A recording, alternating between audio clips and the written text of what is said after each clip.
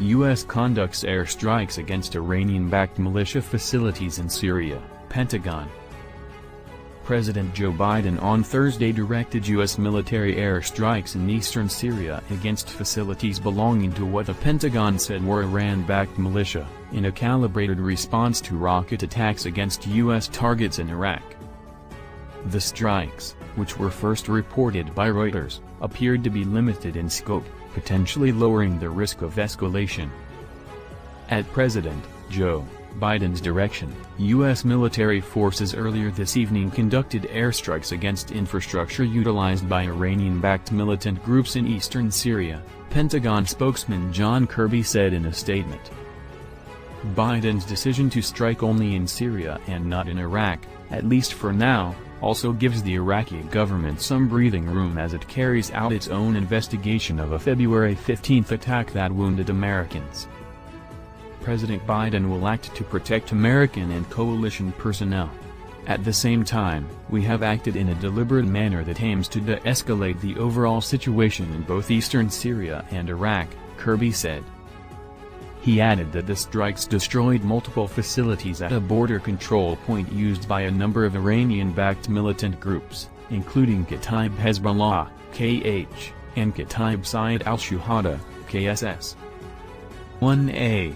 U.S. official, speaking on condition of anonymity, said the decision to carry out the strikes was meant to send a signal that while the United States wanted to punish the militias, it did not want the situation to spiral into a bigger conflict. The official added that Biden was presented with a range of options and one of the most limited responses was chosen. It was not immediately clear what damage was caused and if there were any casualties from the U.S. strike. Necessary deterrent. Representative Michael McCaul, the top Republican on the House Foreign Affairs Committee, said the strikes were the right move. Responses like this are a necessary deterrent and remind Iran, its proxies, and our adversaries around the world that attacks on U.S. interests will not be tolerated, McCaul said. Suzanne Maloney, of the Brookings Institution think tank, said the strikes showed the Biden administration could negotiate with Iran on the nuclear deal while pushing back against the militias it backed. Good move by Biden administration, demonstrating U.S. can walk and chew gum at the same time, she said on Twitter. The rocket attacks on U.S. positions in Iraq were carried out as Washington and Tehran are looking for a way to return to the 2015 nuclear deal abandoned by former U.S. President Donald Trump.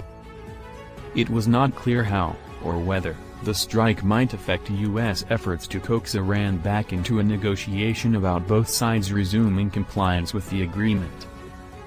In the February 15 attack, rockets hit the U.S. military base housed at Erbil International Airport in the Kurdish-run region, killing one non-American contractor and injuring a number of American contractors and a U.S. service member. Another salvo struck a base hosting U.S. forces north of Baghdad days later, hurting at least one contractor. Rockets hit Baghdad's Green Zone on Monday, which houses the U.S. Embassy and other diplomatic missions. Earlier this week, the Kataib Hezbollah group, one of the main Iran-aligned Iraqi militia groups, denied any role in the rocket attacks.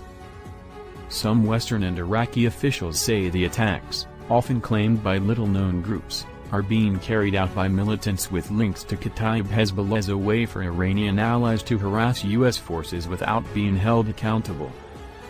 Since late 2019, the United States has carried out high-profile strikes against the Kataib Hezbollah militia group in Iraq and Syria in response to sometimes deadly rocket attacks against U.S.-led forces. Under the Trump administration, the escalatory back-and-forth stoked tensions, culminating in the U.S. killing of Iranian military leader Qasem Soleimani and a retaliatory Iranian ballistic missile attack against U.S. forces in Iraq last year.